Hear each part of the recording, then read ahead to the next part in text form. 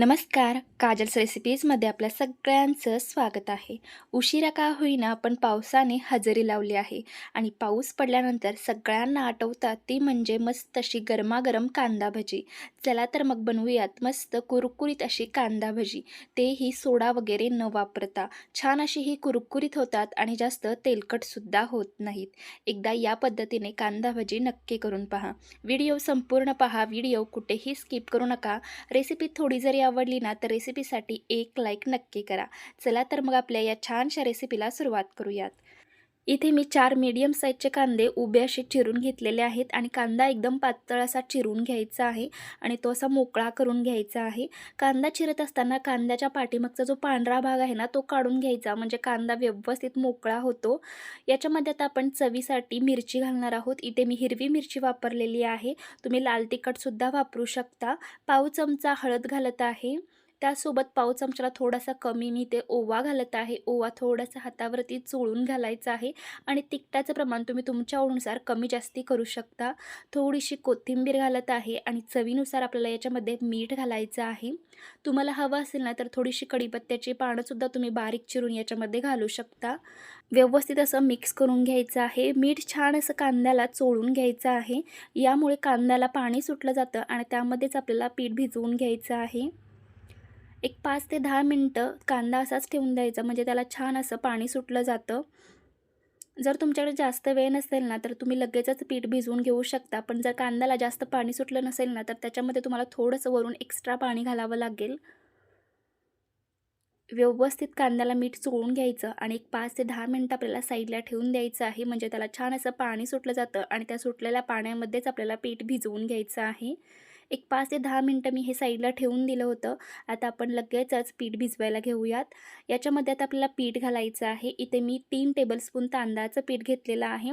जेवढं आपण तांदळाचं पीठ घेऊ ना तेवढंच आपल्याला बेसन पीठ घ्यायचं आहे. इथे मी विकतचंच बेसन पीठ वापरलेलं आहे. तुम्ही कोणतंही पीठ वापरू शकता. आता या सुटलेल्या पाण्यामध्येच आपल्याला हे व्यवस्थित असं मिक्स करून घ्यायचं आहे.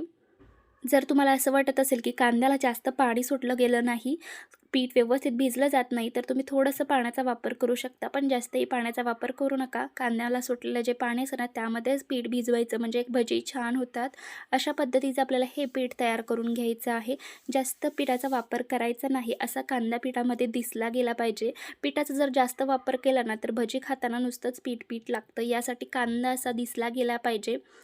अशा पद्धतीचं आपलं हे पीठ तयार करून घ्यायचं आहे. जास्त पातळही नाही आणि जास्त घट्टही नाही. इथे आता आपलं हे पीठ तयार झालेलं आहे.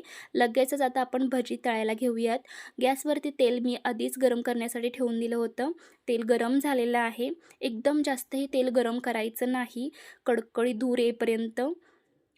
तेल गरम झाल्यानंतर आपल्याला छोटी छोटी अशी भजी सोडून घ्यायची आहेत. जाड अशी भजी सोडायची नाहीत, एकदम गोल अशी करून, नाहीतर ती आतून कच्ची राहतात आणि मऊ पडतात.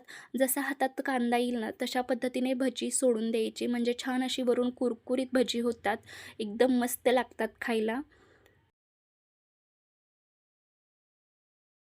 भजी आपल्याला लो टू मीडियम गॅसवरती तळून घ्यायचे आहेत. मोठ्या गॅसवरती तळायची नाहीत, नाहीतर ती वरून फक्त करपली जातात आणि आतून कच्चे राहतात आणि नंतर ती मऊसुद्धा पडतात. यासाठी लो टू मीडियम गॅसवरती आपल्याला छान अशी कुरकुरीत होईपर्यंत भजी तळून घ्यायच्या आहेत. झाऱ्याने अशी एकसारखी हलवत आपल्याला एकसारख्या रंगावरती छान अशी कुरकुरीत भजी तळून घ्यायची आहेत. भजी सोडताना गॅस मोठा ठेवायचा आणि सोडून झाल्यानंतर गॅस मीडियम करायचा आणि मीडियम गॅसवरती छान अशी आपल्याला भजी तळून घ्यायची आहेत, म्हणजे ती छान अशी कुरकुरीत होतात. भजी सोडत असताना ती अशी गोल गोल करून सोडायची नाही. जसा कांदा हातामध्ये येईल ना तशी ती सोडून द्यायची, म्हणजे छान अशी कुरकुरीत होतात.